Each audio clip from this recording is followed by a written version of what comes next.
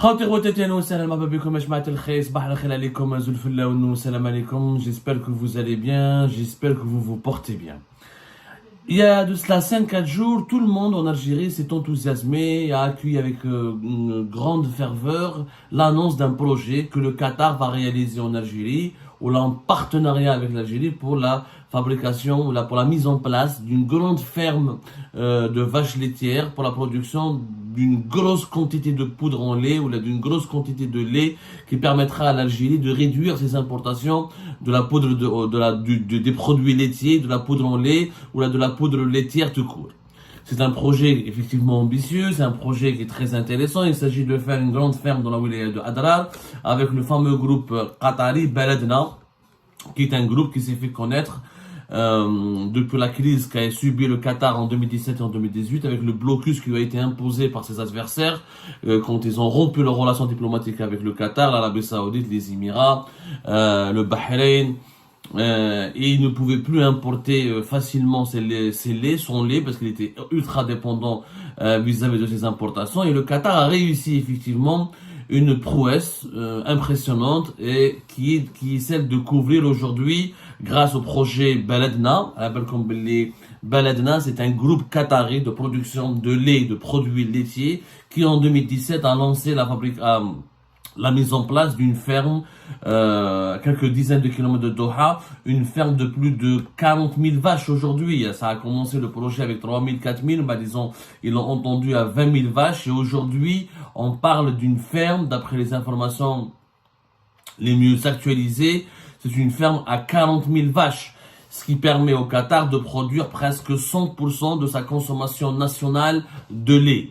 C'est un projet effectivement historique, effectivement exceptionnel et effectivement un exemple à suivre. Et le groupe Baladna a voulu donc s'installer en Algérie. Il est depuis 2021-2022, plutôt 2022-2023, dans une stratégie de s'internationaliser. Il veut maintenant exporter son expérience. Le groupe Baladna est valorisé à plus de 2,5 milliards de dollars et il veut réaliser des projets. Ça a commencé d'ailleurs en Égypte en octobre 2023.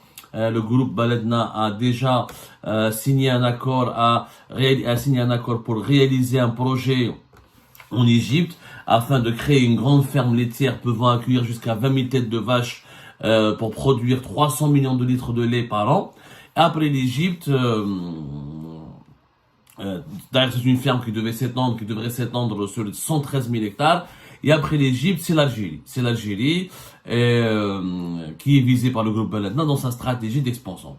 Le projet sur le papier, il n'y a rien à dire. Le projet n'est pas intéressant. Sauf que la question à laquelle on va répondre dans cette émission, c'est ce que d'ailleurs vous allez découvrir, ce que franchement, l'Algérie, est-ce qu'elle a eu besoin du Qatar? Et qu'est-ce que le Qatar va rapporter réellement à ce projet? Alors, juste pour corriger, l'immense installation, l'immense ferme de Baladna au Qatar, elle a aujourd'hui 24 000 vaches, pas 40 000. Elle transforme 400 000 litres par jour. Et elle produit une immense gamme de produits. Ils produisent au Qatar jusqu'à 250 produits à base de lait. Rien à dire, le Qatar a réussi. Au Qatar, ce projet a réussi. Le groupe s'appelle Baladna Food Industry. Ça a commencé depuis 2017 et aujourd'hui, le Qatar, selon les chiffres les plus actualisés des instances internationales, et que le Qatar aujourd'hui est autosuffisant en lait.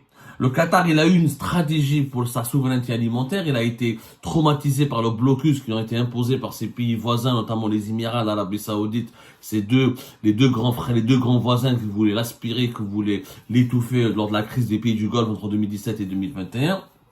Et il a établi une stratégie. Il voulait donc gagner ou garantir son autosuffisance alimentaire. Ça a commencé, l'objectif a été réussi par le lait. Auparavant, avant le blocus, le Qatar produisait uniquement 10% de ses besoins en lait. Aujourd'hui, il couvre depuis 2023 la totalité de ses besoins en lait. Maintenant, le Qatar s'intéresse à d'autres secteurs. Par exemple, le poisson, le Qatar, 30% de ses besoins sont satisfaits par sa production nationale. Il veut aller vers 90%. La production des viandes satisfait uniquement 19% de son marché. Lui, il veut aller au-delà de 30%. Les légumes, par exemple, il veut atteindre 70% de son autosuffisance alimentaire, et les 70% de ses besoins en légumes, il veut les produire localement. Il a une stratégie intéressante. Sauf qu'en Algérie, le projet Baladna, on parle de 3,5 milliards de dollars. Que vont faire les Qataris en Algérie? Le problème de l'Algérie, c'est que quand des investisseurs étrangers ils viennent pas avec leur argent. Ils ne mettront pas leur argent. Ils essaient de nous vendre toujours leur expertise. Sauf que pour la production de lait, le Qatar n'a pas d'expertise. Le Qatar, il a de l'argent. Le projet Baladna à Doha, ou dans les environs de Doha, il a réussi. Pourquoi? Parce que le Qatar s'est pas cassé la tête. Il a trouvé un espace qui est situé à 60 km au nord de Doha, la capitale du Qatar. Il a ramené les meilleurs experts du monde. Les Américains, les Irlandais, les Hollandais, qui sont des Occidentaux. Le Qatar n'a pas d'experts dans la production de lait. Il faut comprendre, la production du lait, le Qatar, c'est pas sa spécialité. Le Qatar s'est pas cassé la tête. Il a ramené les meilleurs experts au monde, qui sont essentiellement des Irlandais, des Hollandais, des Américains et des Australiens. Et des Français. Maloufine, les grands producteurs, les grands connaisseurs, ceux qui maîtrisent réellement les savoir-faire dans la production de lait sont connus dans le monde. Les Pays-Bas, la France, Australie, États-Unis, Irlande sont très connus. Donc, le Qatar n'a pas de savoir-faire. En Algérie, il y a des projets, ce que ne dit pas le gouvernement algérien ou ce que ne veut pas dire le gouvernement, la presse algérienne, c'est que ce projet, les Qataris ne vont pas tout financer. Le projet, il a été créé, il y a eu d'ailleurs une conférence de presse. Pour le moment, le projet, la première phase ne débutera qu'en 2026. Alors, déjà, c'est un projet qui arrive tardivement et que l'Algérie, franchement, aurait pu faire toute seule sans l'aide du Qatar. C'est-à-dire qu'un projet pareil, l'Algérie avec son argent, avec les réserves de change tawana qui sont aujourd'hui de plus de 80 milliards de dollars, mais c'est un financement qatari. D'autant plus que le Qatari, tu peux faire ce que le Qatar a fait. L'Algérie toute seule, elle peut ramener les meilleurs experts du monde. On a le terrain, on a Adrar, on a le Bayed, on a Naama, on est un pays continent. Avec mon propre argent, je crée un groupe spécialisé dans une expérience pilote. Je paye les meilleurs experts du monde. Allez, parce que le projet ADA, c'est quoi? Alors, les Qatar, d'abord, ils ont créé un accord, ils ont signé un accord. C'était le mercredi dernier. On était quoi le mercredi dernier? On était le 24 avril dernier. C'était un accord qui a été signé pour créer un partenariat, pour créer ce qu'on appelle une joint venture. Une joint venture a dit, elle appartient à 49% au Fonds National d'Investissement, le FNI, c'est l'État algérien, et 51% par la partie qatari, qui est le groupe, qui est la société qatarienne, le groupe qatari Baladna. Le financement, parce qu'au moins ils ont parlé pour développer ce projet-là il a un plan de développement sur 4 phases. La première phase commence en 2026 et la dernière phase dépassera 2030. Ce sera 9 ans plus tard. 9 ans plus tard. Pour pouvoir, pour réussir à produire, les chiffres qui ont été communiqués par la société qatari elle-même, l'objectif est de produire 194 000 tonnes de lait en poudre annuellement. Sur une ferme qui va avoir une étendue de 117 hectares. Il y aura 3 complexes. Chaque complexe va englober une exploitation fourragère et une exploitation d'élevage bovin. Il y aura une unité de production de lait en poudre. Alors, à l'échéance de la 9e année, parce que le projet va se terminer d'ici 9 ans, il va débuter 2026, il va se terminer 9 ans plus tard, calculé 9 ans plus tard, pratiquement 2035, ce qui est quand même énorme, on est très très loin encore. Très très loin, alors que nous sommes ultra dépendants pour notre consommation de lait, ultra dépendants de nos importations. Il faut savoir que l'Algérie ne satisfait que 55% de ses besoins en consommation de lait. Il y a entre 50 et 50% du lait que nous consommons en Algérie, il est importé. Le projet qatari, il est ambitieux, mais il est très long. Il est très long jusqu'à 2035. Mais en 2035, nous, on va dépasser on sera presque à 60 millions d'habitants. Aujourd'hui, nous sommes déjà à 47 millions d'habitants et nous avons besoin de lait en urgence. Nous avons besoin de garantir notre autosuffisance alimentaire en urgence. Donc ce projet ne va pas répondre à l'impératif de l'urgence. L'Algérie doit en urgence. Le Qatar de 2017 à 2022, il a réussi, en l'espace de 4 ans, pratiquement, il a réussi à garantir son autosuffisance en produits laitiers. Il nous faut attendre jusqu'à 2036. Au-delà à un horizon au-delà de 10 ans, nous sommes en 2024, ça veut dire 12 ans. C'est quand même énorme. Donc, à la 9e année, le projet ADA devrait avoir 270 000 têtes, 270 000 vaches laitières. Ce qui est énorme. Ce qui est vraiment énorme. Mais il faut attendre longtemps. Et avec ce projet, on ambitionne de produire 50% des besoins en lait de l'Algérie. Et va créer normalement 5000 emplois. Donc, c'est bien ce projet. Mais d'abord, il est lent. Il faut savoir, et l'Algérie aurait pu le faire toute seule. Pourquoi? Parce que les Qataris ne vont pas le financer. C'est ce que dit pas le gouvernement algérien. Il faut savoir que, au niveau du financement, 49% des 3 milliards et demi de dollars qui seront nécessaires pour réaliser ce très beau projet sera apporté par des banques algériennes. Et 51% sera apporté par la société qui a été créée entre le FNI et les Qataris. Donc les Qataris, mais les Benesh, combien ils vont rapporter? Parce que le FNI, il va mettre de l'argent dans ce projet. Plus les banques algériennes qui vont mettre plus de 49% de l'argent nécessaire à ce projet, les Qataris vont mettre donc une petite partie. Sur les 3 milliards et demi de dollars, déjà, la moitié, 49% c'est les banques algériennes. L'autre moitié, les tebqa, 3 milliards et demi, c'est 1 milliard et demi, grib 1 milliard ou 600, 1 milliard 800. L'autre partie, ce sera la joint venture qui a été créée, le FNI et la société qatari Baladna. Il y a qui va financer le reste. Mais le FNI a déjà mis de l'argent. Le FNI, c'est l'argent de l'État. C'est l'argent de l'Algérie. En clair, la part du financement des Qataris sera maximum du tiers. C'est-à-dire, sur les 3 milliards et demi de dollars, les Qataris vont financer. Il y a 1 milliard de dollars, même pas 1 milliard de dollars. Et au moins 2 milliards et demi de dollars sera apporté par l'Algérie. Déjà, les Qataris, c'est l'argent de l'Algérie. Donc, encore une fois, l'Algérie ne comprend pas qu'un investissement étranger, c'est l'étranger qui ramène son argent et qui développe, qui crée des richesses et qui crée des emplois et qui développe son projet économique sur le sol du pays où il investit. Dans les cas où l'investisseur étranger ne ramène pas son argent, il est censé ramener son expertise étrangère, c'est-à-dire son expertise technologique.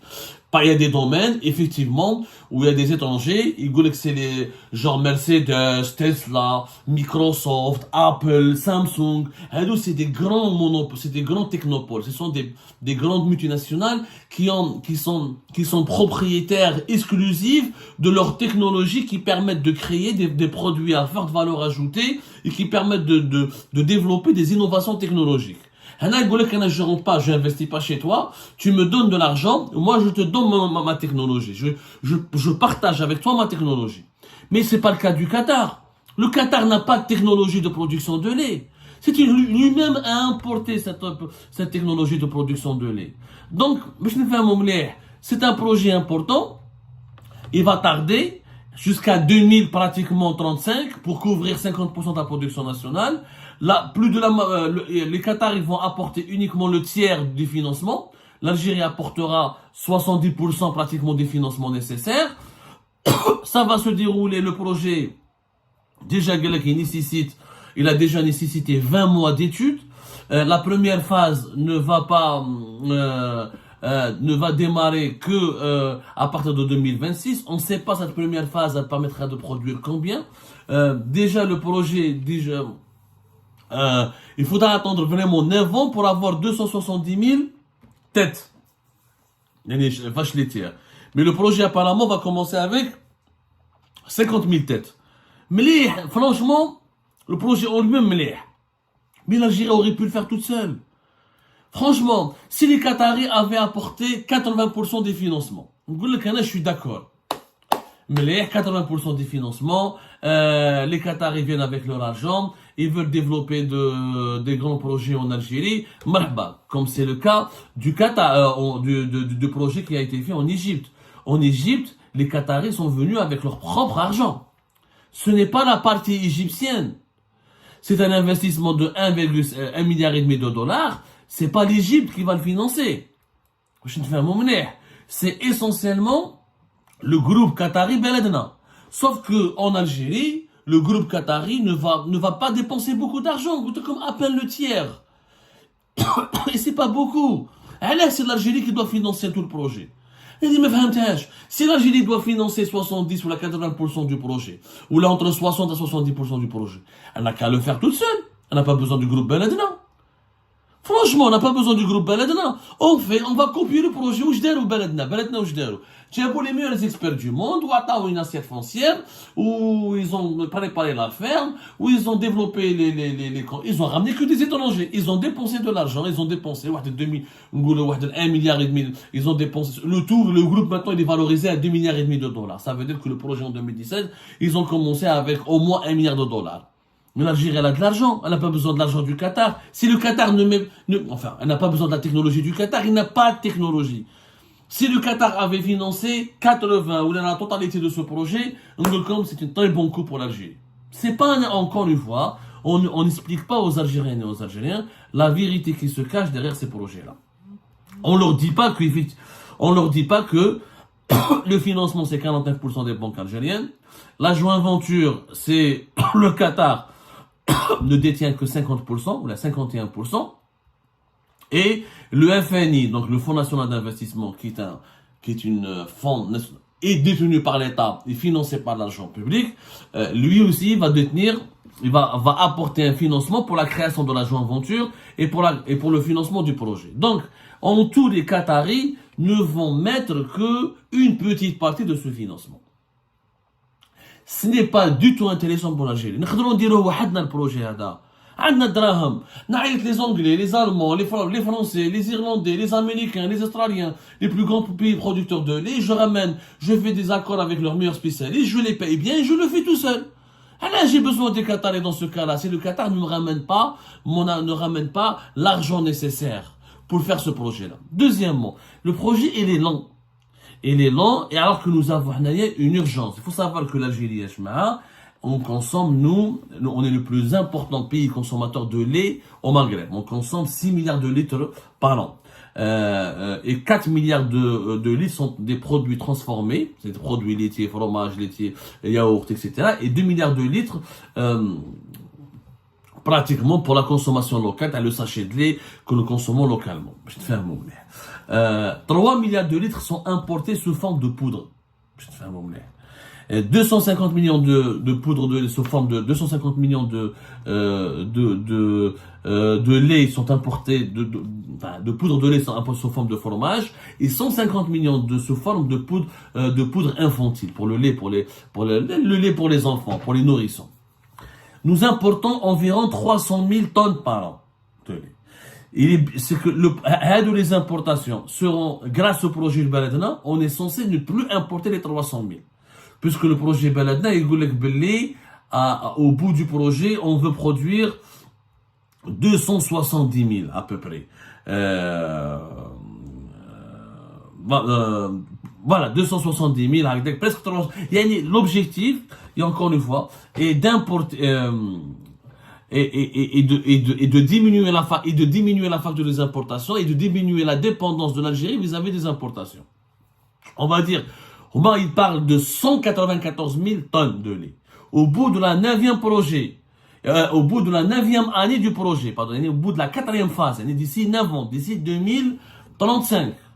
Parce que la première phase de production commencera en 2026. 194 000, c'est aujourd'hui, effectivement, plus que 60 à 70% de nos importations qui sont estimées à 300 000 tonnes. Sauf que d'ici 2035, on sera encore plus nombreux, nous les Algériens et les Algériens. D'ici 2030, on sera plus de 50 millions d'habitants déjà en 2030. En 2035, on sera presque 60 millions d'habitants. Donc notre facteur des importations du lait va encore augmenter. Donc le projet ADA ne va pas suffire. C'est un calcul mathématique. Lyon, tu importes 300 000 tonnes de lait, 300 000 tonnes de poudre de lait.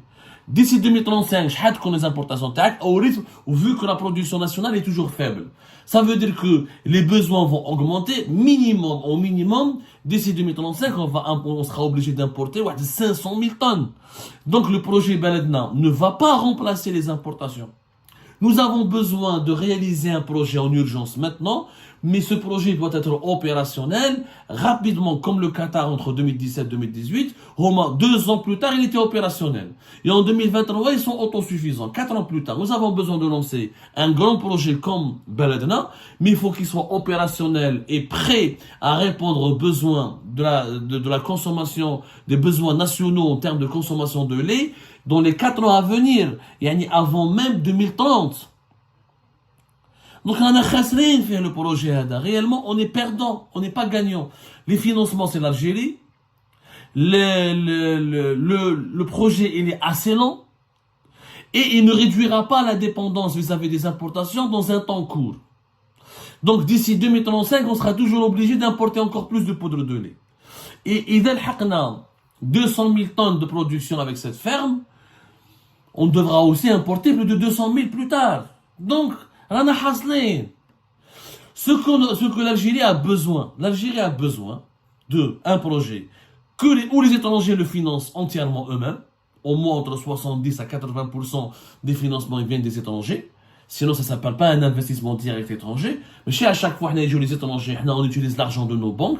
Et de deux, un projet qui soit opérationnel et rapide. Ça veut dire, après 2024, je ne vois pas qu'est-ce qui est compliqué, moi je ne comprends pas. Pourquoi il faut attendre 2026? C'est simple, tu importes des 20 000 vaches laitières, tu prépares la ferme, 2025 tu commences, à la 2026. Et tu commences à produire, à partir de 2027-2028, on a au moins 50% de la facture de nos importations. Mais chez 2034, il est extrêmement lent et les termes de négociation de ce projet ne sont pas favorables à l'Algérie. Le groupe Baladna va utiliser donc son investissement et sa présence en Algérie pour valoriser davantage ses actifs. Et ce groupe qui a été introduit en bourse, qui vend ses actions en bourse depuis 2019, grâce à son investissement et sa présence en Algérie, ses actions vont coûter encore plus cher. Donc il va gagner encore plus d'argent depuis Doha, alors qu'il n'investira pas beaucoup d'argent en Algérie. On est perdant. On n'a pas du tout su négocier l'accord ou ce deal avec le Qatar. On n'a pas du tout bien su. Il aurait fallu négocier un deal où le Qatar apporte encore une fois 70 à 80% du financement et que le projet doit commencer en 2025, mais en 2026, et avec des plans de développement qui permettraient de produire 200 000 tonnes ou 180 000 tonnes de poudre de lait, l'équivalent de 190 000 tonnes de poudre de lait avant même 2030. Et c'est possible. Et c'est possible. Il fallait juste avoir des dirigeants algériens qui auraient pu savoir bien négocier ce deal et les dispositions de ce business avec leurs interlocuteurs qataris.